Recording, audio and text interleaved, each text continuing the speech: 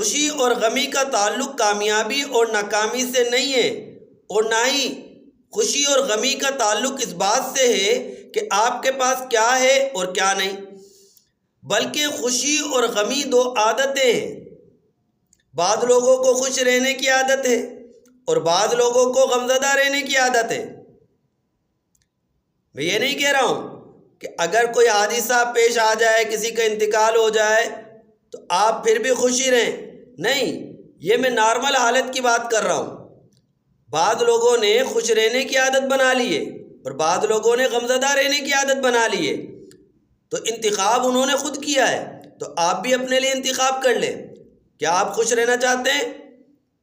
یا آپ نے خود تعین کرنا ہوگا کہ میں خوش رہنا چاہتا ہوں، تو آپ خوشی کی عادت کو اپنا لیں، آپ خوش رہیں گے۔ آپ وہی چیزیں سوچیں جو سوچنی چاہیے، جو خوش رکھ سکتے ہیں۔